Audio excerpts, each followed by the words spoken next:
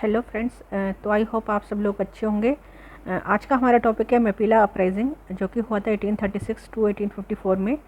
ये थोड़ा सा इम्पोर्टेंट टॉपिक है, तो हम इसके बारे में थोड़ा बैकग्राउंड एक बार देख लेते हैं। तो ये जो अपराइजिंग है, इसका जो प्लेस है वो है आपका मेनली मलाबार, जो कि प्रेजेंट डे केरला का जो रीजन है वो है। तो ये जो मैपिला या हम इनको कभी कभी मोपलास भी बोल देते हैं, क्योंकि इनका जो एक रेबिलियन है वो हमारा 1921 के अराउंड भी इनका एक इम्पॉर्टेंट रिवोल्ट है। तो इसका बैकग्राउंड देखते हैं कि ये कौन लोग थे। तो ये बेसिकली अरब ट्रेडर्स थे, जो कि अरेबियन सी से इंडिया आए थे ट्रेड करने इन 7th सेंचुरी एडी के अराउंड। एंड फिर यहाँ पे इन्होंने नॉर्थ इंडिया में ही जब तक कोई इन्वेजन में ही नहीं हुआ था मुस्लिम इसका, उससे पहले ये 7th सेंचुरी एडी में ही आ गए थे। एंड ये यहाँ पे ट्रेड करते थे और धीरे धीरे यहाँ पे ये सेटल होने की परमिशन भी इनको जो रूलर्स थे उस टाइम की उन्होंने दे दी थी। तो इन्होंने यहीं के जो लोकल जो वुमेन है उनसे इन्होंने मैरिज करके ये लोग यहीं सेटल हो गए थे मोस्टली। और इनके जो डिसेंडेंट हैं उनको मूपला बोलते हैं। मूपला इज़ ए टर्म, इसको मलयालम का टर्म है, जिसको बेसिकली इसका मतलब होता है सन इन लॉ। क्योंकि जो इनकी जो वाइफ्स होती थी वो इंडियन थी और ये खुद ये मुस्लिम्स थे। तो ये बेसिकली मुस्लिम्स लोग हैं, जो कि पहले कभी अरेबियन ट्रेडर्स थे और यहाँ पे मलाबार रीजन में आके सेटल हो गए थे। तो मलाबार में हम एक बार ट्रेडिशनल जो इनका लैंड रेवेन्यू सिस्टम है वो भी एक बार देखते हैं। जो ट्रेडिशनल लैंड रेवेन्यू सिस्टम था मलाबार में वो क्या था, लैंड रेवेन्यू। तो उसमें एक पार्टी होती थी जिसको हम बोलते थे ट्रेडिशनल जो लैंड रेवेन्यू था, उसके अकॉर्डिंग जो जो इनका जो लैंडलॉर्ड होते थे उनको हम बोलते थे जन्मी, मतलब वो जन्मी कहलाए जाते थे। और इनके पास ही ये लैंडलॉर्ड थे। एंड फिर एक कल्टीवेटर्स थे। तो जो कल्टीवेटर्स थे वो मोस्टली ये वाले लोग थे जो मैपिला हम जिसको बोल रहे हैं। एंड जो लैंडलॉर्ड्स थे ये जन्मी थे। ये लोग जो थे ये मेनली हिंदू हुआ करते थे। एंड जो मैपिला कम्युनिटी की थी ये मुस्लिम कम्युनिटी थी। तो ये अपर क्लास हिंदू थे।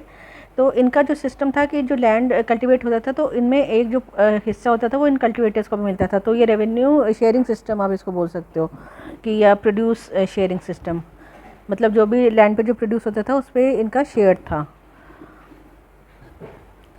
तो ये ट्रेडिशनल सिस्टम था। फिर जब हैदर अली का जब इन्वेजन हुआ 18th सेंचुरी में, हैदर अली का इन्वेजन हुआ था 18th सेंचुरी पे मलाबार पे। तो उस टाइम पे जो हिंदू जो लैंडलॉर्ड से वो मोस्टली सब भाग गए थे आसपास के एरियाज़ में। तो उस टाइम पे ये जो कल्टीवेटर्स थे ये इनको ओनरशिप राइट मिल गई थी।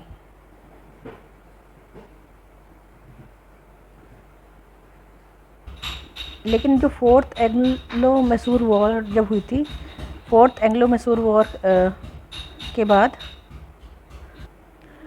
जो मलाबार था वो दोबारा से ब्रिटिश के रूल में आ गया था वो। तो जब ये एरिया ब्रिटिश रूल में आया तो ब्रिटिश रूल ने जो इनके जो जन्मी थे इनको ओरिजिनल जो लैंडलॉर्ड राइट्स इनको दोबारा से इन्होंने दे दिए।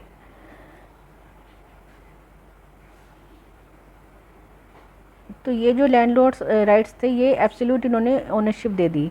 एब्सोल्यूट ओनरशिप मतलब अभी इनकी कोई पार्टनरशिप नहीं थी मैपिला लोगों के साथ। जो मैपिला लोग थे वो सिर्फ टेनेंट्स के तरह इनकी ज़मीनों पे काम करते थे। तो जो टेनेंट्स पे उस टाइम पे जो भी एप्लीकेबल था, जैसे एट्रोसिटीज़ या बहुत हाई रेवेन्यू और हाई रेवेन्यू जो उनसे वसूला जाता था, ये सब जो चीज़ें थी ये सब इन टेनेंट्स को फेस करनी पड़ी। तो इससे जो इनके इनके जो इनमें ब्रिटिश रूल के अगेंस्ट काफ़ी वो था, एंगर अगेंस्ट ब्रिटिश रूल।